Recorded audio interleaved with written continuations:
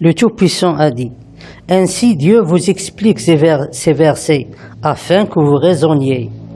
N'as-tu pas vu ceux qui sortirent de leur demeure?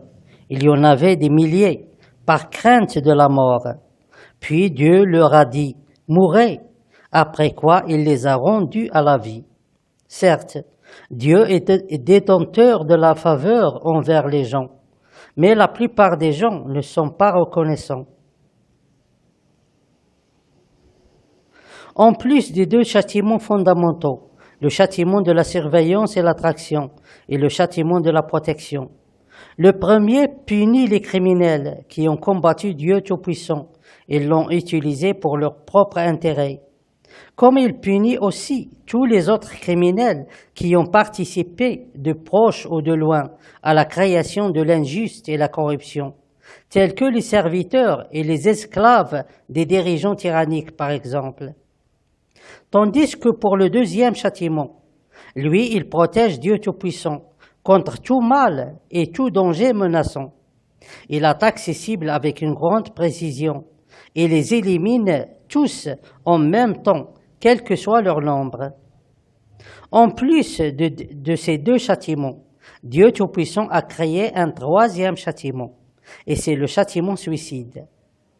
D'après son nom, on peut penser qu'il s'agit d'un châtiment de la mort qui détruit et extermine toute chose. Mais à cause de la miséricorde de Dieu Tout-Puissant et qui se trouve partout, le châtiment suicide en réalité ne fait mourir personne et ne tue personne, comme il ne détruit aucun endroit et aucune chose. Mais c'est un châtiment redoutable. Il détruit l'interne de l'ennemi. Il attaque son courage et sa concentration, et il le rend incapable de réfléchir et d'utiliser sa force et tout ce qu'il possède. Et il fonctionne parfaitement dans le monde matériel et dans le monde spirituel aussi. Puisque le rôle principal du châtiment suicide consiste à rendre l'ennemi incapable d'utiliser sa force, quelle que soit la nature de cette force, qu'elle soit une force humaine ou animale, ou une force fabriquée par le fer ou n'importe quel autre matériau, alors le châtiment suicide n'attaque pas uniquement les forces vivantes, mais il attaque aussi les forces fabriquées.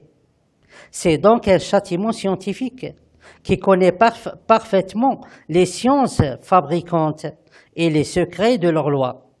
Plutôt, il est capable de contrôler ces lois, ce qui fait qu'il peut influencer sur la force de la machine et son fonctionnement, soit directement en tant que connaisseur des sciences fabricantes, soit indirectement en tant que connaisseur des lois des sciences fabricantes.